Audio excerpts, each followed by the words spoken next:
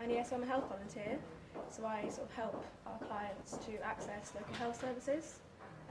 As Sarah mentioned, we do a sort of basic needs assessment for anyone who comes in, and that helps us identify how we can help them. Usually it's by sort of helping them register with a GP or maybe a dentist. We can book them appointments, we can explain letters and other correspondence, and we can help them fill out HC1 forms so they can get free prescriptions if they're eligible. We also, as Sarah mentioned, help people with mental health as well as physical health. So we run a lot of our own activities and wellbeing courses just to help people deal with stress and depression, because we do get a lot of people coming in with those issues. Yeah, we can help them refer them to local support groups or professional services as well. Yeah, and it's definitely a really enjoyable experience. It is challenging, definitely at times, but it's very worthwhile, very fulfilling, and it's a really sort of friendly, inclusive atmosphere. And it's a really good experience. You learn a lot about different cultures, you learn a lot about health, immigration issues, all sorts of things like that, and definitely I would recommend volunteering in general.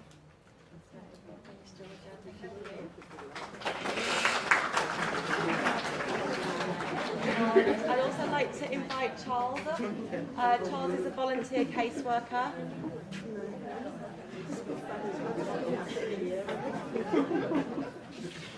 Hi, I'm Charles, originally from DRC, Democratic Republic of Congo. Can you speak a bit louder, please? Louder, okay. I'm from Congo.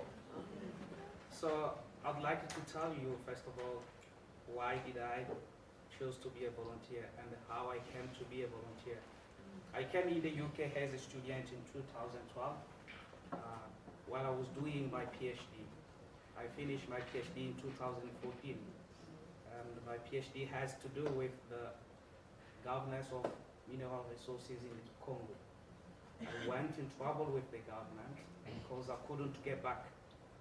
They were telling me that I displayed a bad image of the country here, and then I turned to become an asylum seeker.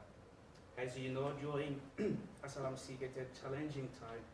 You can't do anything. You can't do anything unless you be granted the paper which gives you the right to work. But by that time, I couldn't stay home like that without doing anything. Then I turned to become a volunteer.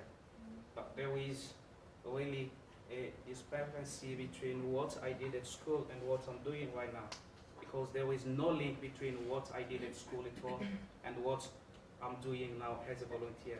But it helped me to find something that I'll be doing after tomorrow or days to become.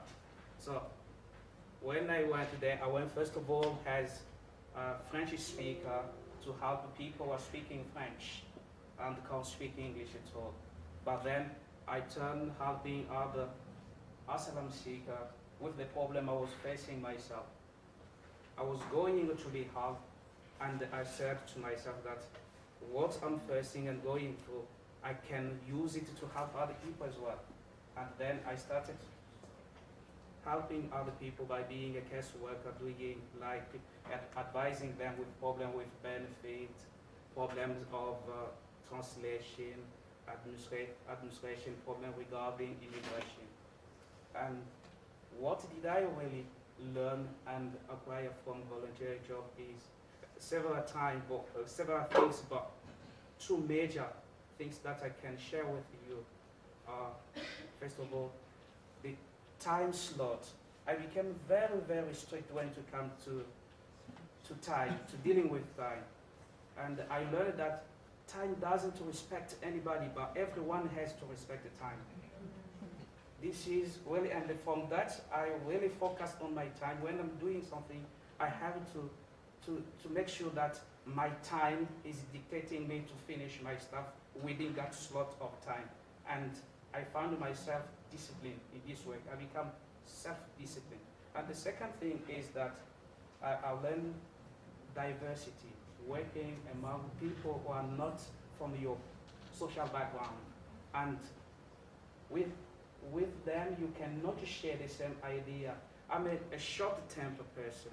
So I found before me many other short-term persons. So how am I going to deal with people who are coming with problems with a short temper, and myself, I'm a short temper person.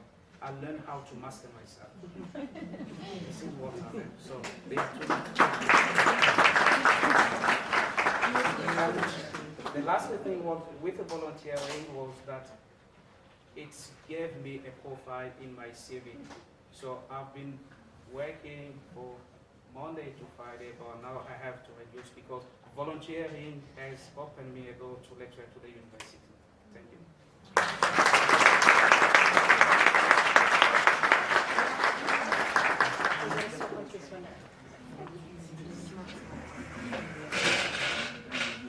So if anyone has any questions, just while we're waiting for the video to load up. I applied online and they didn't call me.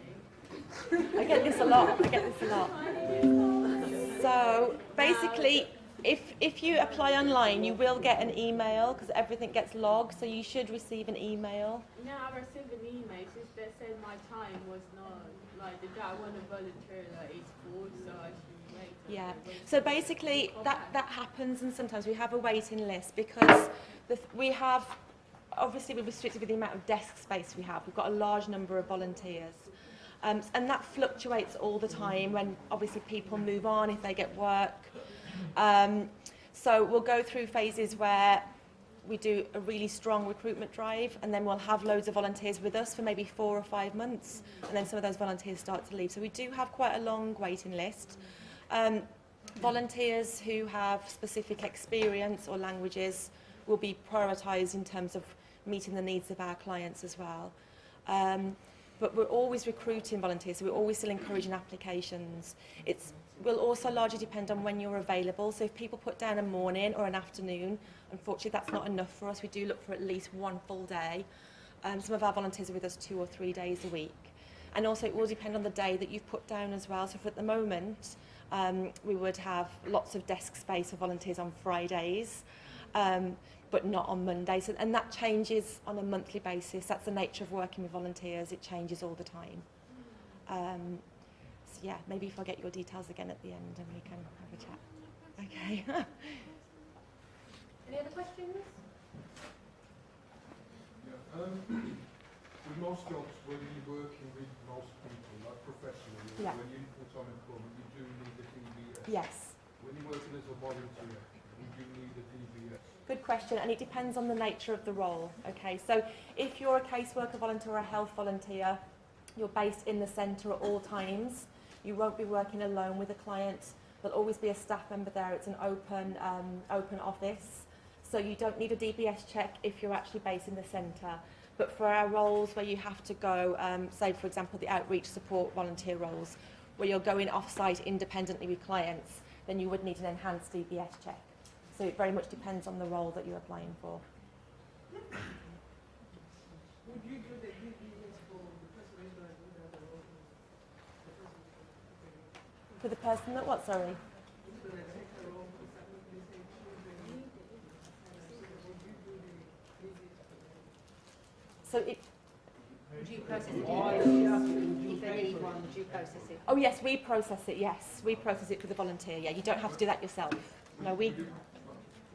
Would you cover the cost, or would you have to cover it yourself?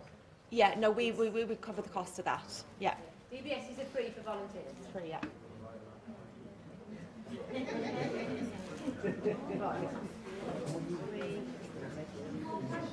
Any more questions before we show you the video?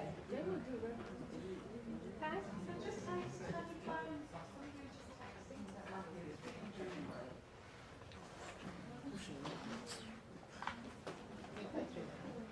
The judges were incredibly impressed by the Refugee and Migrant Centre in Wolverhampton.